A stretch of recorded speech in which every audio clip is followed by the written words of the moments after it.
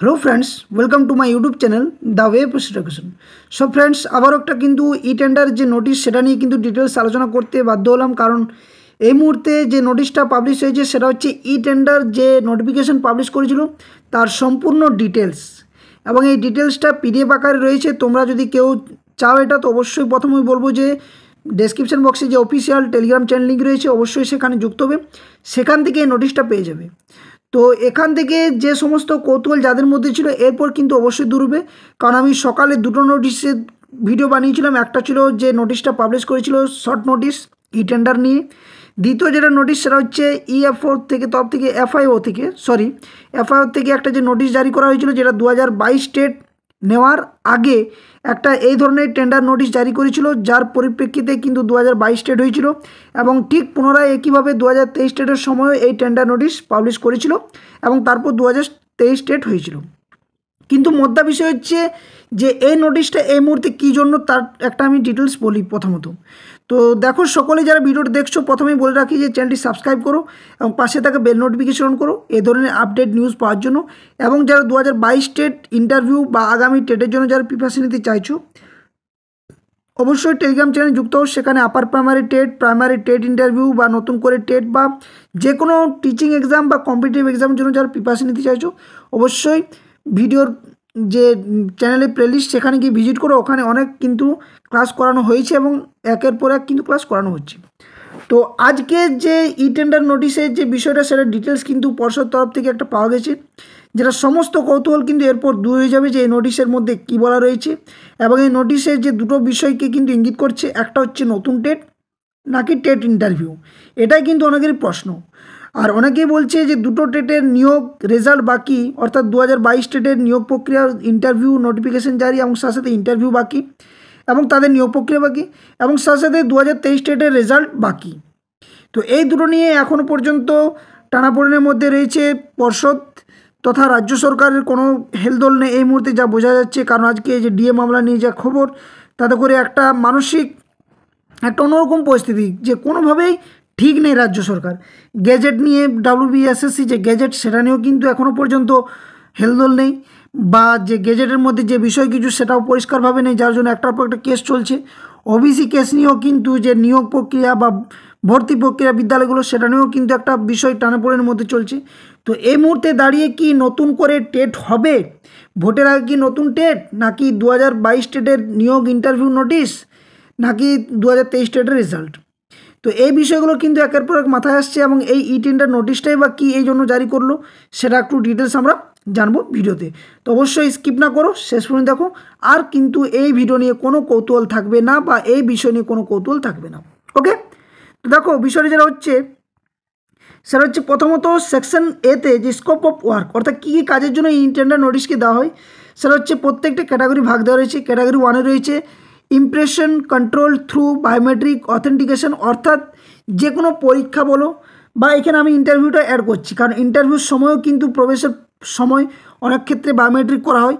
হতে পারে রাজ্য সরকার এক্ষেত্রে বা পর্ষদের তরফ থেকে এক্ষেত্রে গৌতম বাবু মহাশয় হয়তো 2022 ডেট একটা স্বচ্ছ ডেট করেছিল, বা 2023 ডেটও বলা চলে স্বচ্ছ, কারণ যে সে প্রশ্নপত্র বা আদার্স আমি সমস্ত কিছুটা বলছি না এখানে, কিন্তু যে স্বচ্ছতা এনেছিল 2022 ডেটের ক্ষেত্রে, সেক্ষেত্রে আবার কি নতুন করে স্বচ্ছতা আনার জন্যই ইন্টারভিউতে স্বচ্ছতা আনছে। 2 নম্বর কি বলছে, CCTV surveillance service with AI, অর্থাৎ এআই ভার্সন মোডের দ্বারা যে সিসিটিভি সার্ভিলেন্স সেটাও এটা পরীক্ষার ক্ষেত্রেও হয়ে থাকে, এবং ইন্টারভিউ যে প্রবেশ সেক্ষেত্রেও কিন্তু সিসিটিভি, জানো যে সিসিটিভির আন্ডারে সমস্ত কিছু কাজগুলো হয়।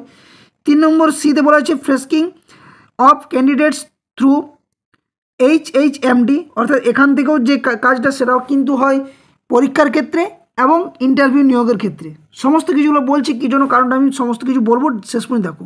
ডিতে রয়েছে ship enabled phones at exam centres, অর্থাৎ যে এই যে এক্সাম সেন্টার বা নিয়োগ ইন্টারভিউর ক্ষেত্রে তোমাদের যে নিজস্ব ফোন, সে ফোন নিয়ে ঢোকা চলবে না, সেই নিয়ে যে সার্চ করা হয় সেটা।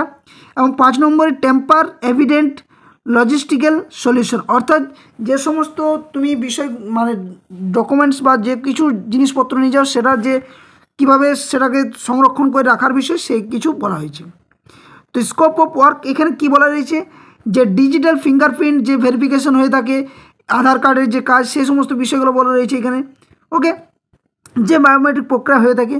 2 নম্বর যে বিষয়টা সেটা হচ্ছে, আমি একদম শর্টে বলছি, তারপরে বিষয়টা বলছি যে কী কী ক্ষেত্রে হতে পারে এটার জন্য। 2 নম্বর যে বিষয়টা সেটা এখন দেওয়া রয়েছে যে কিভাবে তোমাকে বায়োমেট্রিক করছে, বা এই যে এখানে যে নেক্সট 12 নম্বর পয়েন্টে যেটা দেওয়া রয়েছে, the wider will ডেপুট at least 1 hand held fingerprint scanner করা হয়, যেটা 100 ক্যান্ডিডেটস ডিউরিং ডিফারেন্ট, মানে বিভিন্ন তাদের যে কাজ দেওয়া হয় টেন্ডারে, সেই কাজগুলোর যে নিরিখে সেটা কিন্তু বলা হয়েছে এই ই টেন্ডার নোটিশে। সিসিটিভি সার্ভিলেন্স সার্ভিসের বি ক্যাটাগরির মধ্যে যেটা রয়েছে, সিসিটিভি আন্ডারে যে সমস্ত কাজগুলো হয়ে থাকে সেটা। আর কি বলা রয়েছে, আর বলা রয়েছে সেটা হচ্ছে ফ্রেস্কিং অফ ক্যান্ডিডেটস থ্রু আউট এইচএইচএমডি বলা রয়েছে। এক্ষেত্রে একটা যেখানে কেমনভাবে ক্যান্ডিডেটকে কত কী চার্জ করা হয় সেই সমস্ত বিষয়গুলো বলা রয়েছে এবং কাজগুলো করা হয়েছে। এবার আমি মোদ্দা কথাটাতে আসি, সেটা হচ্ছে কোন কোন বিষয়ের জন্য এটা হতে পারে। তো দেখো সকলে, পর্ষদ সভাপতি কিন্তু একটা কথা পরিষ্কারভাবে বলেছিল, যদিও অনেকেরই হয়তো বিষয়টা নিয়ে বিশ্বাস নাও হতে পারে, এবং সেটা একদম যে আমি যে কথাটা বলছি সেটাই কি 100% সত্যি হবে সেটাও নয়।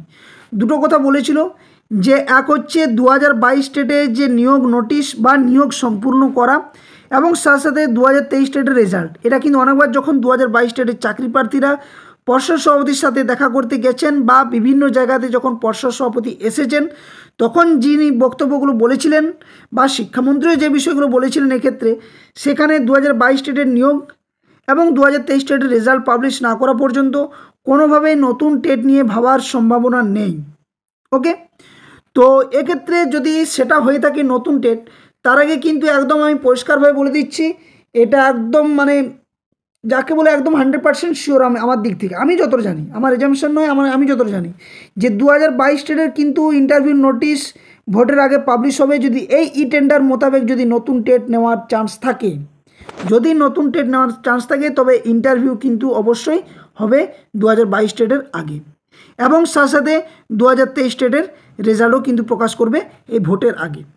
এই দুটো কাজ, কারণ এই টেন্ডার নোটিশ অন্য কোনো ক্ষেত্রে এখনও পর্যন্ত প্রয়োগ করা হয়নি বা পাবলিশ করা হয়নি বা এই ধরনের নোটিফিকেশান জারি হয়নি, শুধুমাত্র টেটের পরীক্ষার জন্য হয়েছে, টেটের পরীক্ষার জন্য। কিন্তু যেহেতু আরও মডিফিকেশান করতে চাইছে পর্ষদের তরফ থেকে, বা আরও কিছু, যাতে করে এই যে দুর্নীতিগুলো একের পর এক ধরা পড়ছে, বা এই যে যোগ্যতার যে বিচারগুলো, বা এই যে অথেন্টিক কাজ করার যে একটা সদিচ্ছার মনোভাব পর্ষদ সভাপতির যেহেতু আমরা দেখেছি, এখনও পর্যন্ত বলবো না হয়তো ইন্টারভিউ হয়নি, কিন্তু এটা তো বলতে পারি যে এখনও পর্যন্ত 2022 স্টেটের যে প্রক্রিয়াগুলো হয়েছে একদম স্বচ্ছভাবে হয়েছে। তো সেক্ষেত্রে হয়তো আরও স্বচ্ছতা আনার জন্য এই ধরনের যে কাজ সেগুলো হয়তো করছে। তো সেক্ষেত্রে বলা যায় যে 2022 স্টেটের ইন্টারভিউ নোটিশ আশা করছি একটা ইঙ্গিত পাওয়া যাচ্ছে এই মুহূর্তে মনে হচ্ছে। তবুও অনেকেরই বিশ্বাস হবে না, এবং এটা আমি ভিডিও করছি মানে এমন নয় যে আমারও বিশ্বাস হবে, না, কারণ অনেকবার বলা হয়েছে যে হয় ইন্টারভিউ নোটিশ আসবে কিছু, কিন্তু অনেকে আবার প্রশ্ন করছে যে ডিএলএডের এক্সাম রয়েছে। তো দেখো, ডিএলএডের এক্সাম সংক্রান্ত বিষয়ে এখনও পর্যন্ত এই ধরনের কোনো কাজ করা হয়নি, সাধারণত করা হয়নি।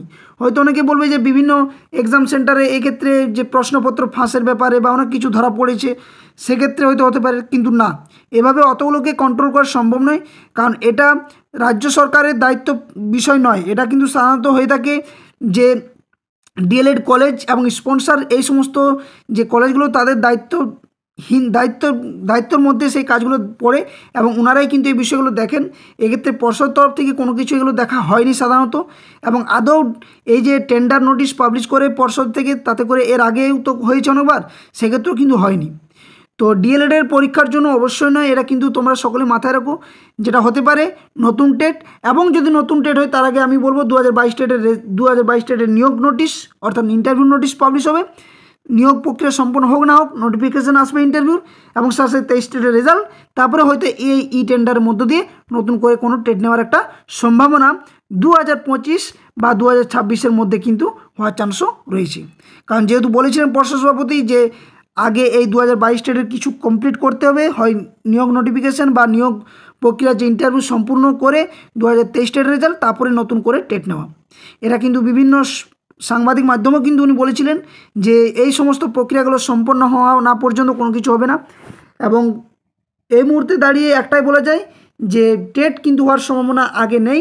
আগে হবে রেজাল্ট 2023 স্টেটে, তার আগে হবে 2022 স্টেটের নিয়োগ প্রক্রিয়া, তারপরে কিন্তু নতুন করে টেট নেওয়ার একটা সম্ভাবনা। তবে ভোটের আগে হতেই পারে, কারণ এই ধরনের বিভিন্ন টপ কিন্তু মাঝে মধ্যেই চলে এবং ভোটের আগে তো অবশ্যই দেখতে পাওয়া যায়।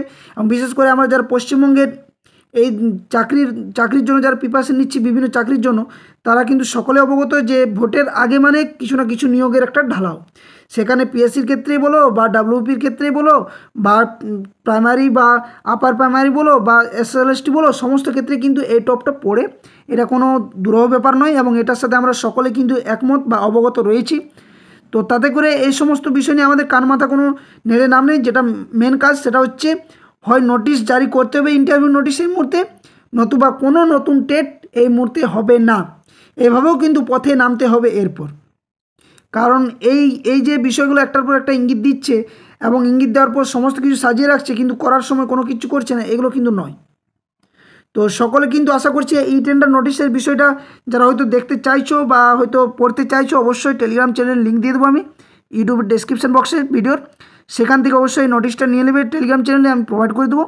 এবং এই নোটিশের বিষয়ে তোমাদের কি মতামত অবশ্যই টেলিগ্রাম কমেন্ট বক্সে আমাকে জানাও। এবং আমার যে মতামত বা আমার যে এজাম্পশন বা আমার যে অভিজ্ঞতা সেটা আমি শেয়ার করলাম তোমাদের সাথে।